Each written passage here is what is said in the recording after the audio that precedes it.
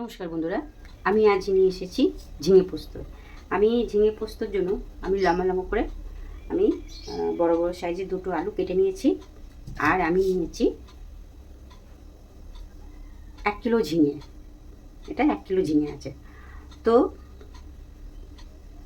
এবার চল যাওয়া যাক। কড়া বসিয়ে দিয়েছি। আমি এবার গ্যাসটা জ্বালিয়ে দেব।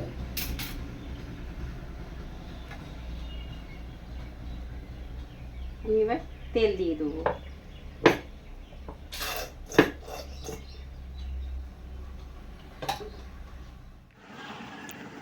আমার তেল দেওয়া হয়ে গেছে, তেলটা গরম হয়ে গেছে। দেখুন বন্ধুরা, আমি একটু ধোঁয়া ধোঁয়া উঠছে হালকা হালকা। তো আমি 5 ফোড়ন দিয়েছি। আমার ভালো লাগে 5 ফোড়ন, আমি 5 ফোড়ন দিয়েছি। আপনারা চাইলে কালো জিরেও দিতে পারেন, সাদা জিরেও দিতে পারেন। তো আমার 5 ফোড়নটা ভাজা ভাজা হয়ে গেছে, দেখুন দেখা যাচ্ছে। তো আমি এবার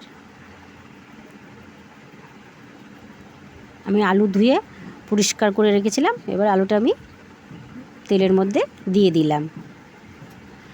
আলুটা একটু ভাজা ভাজা করব, নাড়াচাড়া করছি। আমার গ্যাসটা বাড়ানো আছে।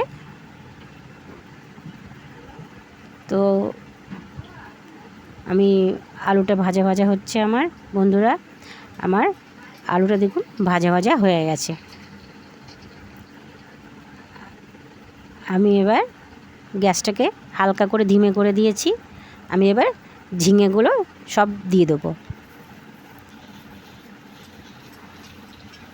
হালকা করে একটু নেড়ে দিলাম ঝিঙেটা। একটুখানি ঝিঙে দিয়ে আমি হালকা করে নেড়ে দিলাম। গ্যাসটা একদম সিমে করে দিয়েছি। এবার দিয়ে আমি ঝিঙেটা একটু নাড়ছি। ঝিঙেটা একটু হালকা হালকা একটু ভাজা ভাজা না করলে না, ঝিঙেটা দিয়ে একটা গন্ধ আসছে।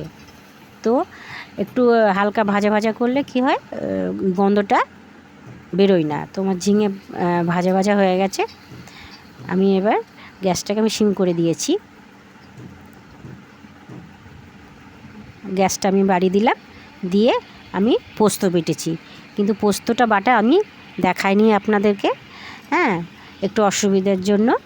তো আমি পোস্তর মধ্যে 3টে কাঁচা লঙ্কা দিয়েছি। আমরা একটু ঝাল খাই, তো আমরা 3টে কাঁচা লঙ্কা দিয়েছি। আপনারা চাইলে একটা কাঁচা লঙ্কা দিতে পারেন, নাও দিতে পারেন। আমি এবার 1 চামচ আর একটুখানি নুন দিয়ে দিলাম। আমি হলুদ দেব না, আমি একটু অন্যরকম সাদা সাদা করে করব। তো বন্ধুরা, আমার কষানো হয়ে গেছে। পোস্তটা দিয়ে আমি ধিমে করে দিয়েছি, দিয়ে ঢাকা দিয়ে দিচ্ছি। আমি 10 মিনিট পরে ফিরে আসলাম। এই দেখুন আমার ঝিঙে পোস্ত একদম কমপ্লিট হয়ে গেছে, মাখা মাখা হয়েছে ঝিঙে পোস্তটা। তো আমার এবার গ্যাসটা আমি বন্ধ করে দিলাম। আমি এবার ঝিঙেটা একটা বলে ঢেলে। আমার যদি ভিডিওটা ভালো লেগে থাকে তো আপনারা নিশ্চয়ই লাইক করবেন। আর আপনার বাড়িতে এরকমভাবে ঝিঙে পোস্ত করে খাবেন, খেয়ে দেখবেন, খুব ভালো লাগে। তো কেমন লাগলো আপনাদেরকে বাড়িতে বানিয়ে খেতে আমাকে নিশ্চয়ই কমেন্ট করে জানাবেন। তো ততক্ষণের জন্য টাটা বাই বাই। আর আমার চ্যানেলটাকে সাবস্ক্রাইব করে রাখবেন। যখন অন্য কোনো রেসিপি ছাড়বো সবার আগে আপনার কাছে পৌঁছে যাবো। তো টাটা বাই বাই।